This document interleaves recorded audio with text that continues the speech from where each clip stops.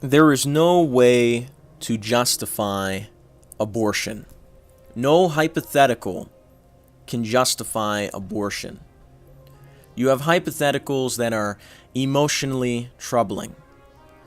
For example, one hypothetical is a woman who is raped and thus is pregnant. And this is a horrible situation, but it is a very rare situation as well, at least in our modern Western world, where abortion, child sacrifice, is easily available. Yet even if it wasn't a rare situation, the only person who deserves death in that situation is the rapist, not the unborn innocent child. And with this logic, this reasoning, this reality, all potential pro-abortion hypotheticals fall apart. You see, the life of the innocent child, who is 100% pure and innocent, unlike anybody else, because anybody who is born in this world and has lived long enough in this world past the age of reason, into their teenage years, into their adult years, into their elder years, they are not innocent. They are not 100% innocent. They are innocent in certain circumstances. You can certainly be innocent in a situation, but you cannot be innocent overall. For we are all sinners. Every single one of us. Yet the unborn child is not. The unborn child is 100% innocent. They have no control over the circumstances of their birth. They deserve to live, no matter how they were conceived. And with that, the hypotheticals that have been devised to defend the enterprise of abortion fall apart. Completely fall apart. Yet what is abortion? It is child sacrifice on the altar of consumerism and hedonism.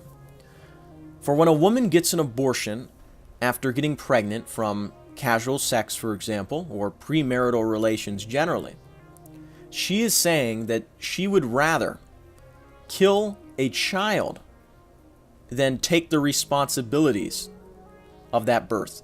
Those responsibilities can be as little as delivering the child, as dealing with pregnancy, and later filling out paperwork so that the child can be put up for adoption. No, the woman in this situation does not want anything to do with that. She wants no responsibilities for her actions. She wants a get out of jail free card. So she goes and she has an abortion. She has her unborn child killed, his or her opportunity at life squashed, so that she can continue her life, her lifestyle, her hedonistic short-term pursuits. That is what it is, folks. It is a woman going and killing their child so that they do not have to deal with the life-changing realities of becoming a mother. Instead, the woman wants to continue her self-worship. And self-worship is such an ironic term because the idolatry of the self is the destruction of the self. Self-worship is self-destruction. Self-worship is the worship of the flesh, of the passions, of our irrational, carnal desires, our animal sort of instincts, our temptations, our vices. Self-worship is self-destruction. The person who truly cares about themselves does not worship themselves. They do not engage in an idolatry of their flesh, of their desires, of pure hedonism. They reject this because they realize that the salvation of their soul through God is more important than the comforts or pleasures of any short-term act. Thus, the person who truly cares about themselves does not worship themselves. They do not dare. They worship only God. They submit themselves to God. Their soul is not saved by their own hands either, but is saved by God, through God. They come to God in prayer. They transform themselves not through their own works, but through the Holy Spirit. Yet nowadays we live in an era of self-worship, of that hedonistic mentality. And nowadays temptation is so strong and great, and it is at our fingertips due to the double-edged sword of modern technology. We live in troubling times. I think we can all agree about that. We need to take strong stands against abortion.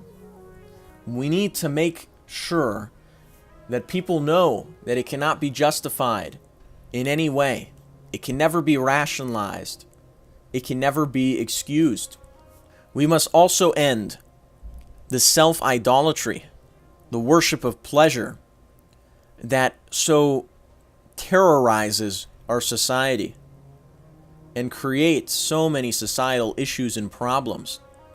So with that, I call upon you, viewer, to do something. Bring up the issue of abortion to people who are indifferent about it.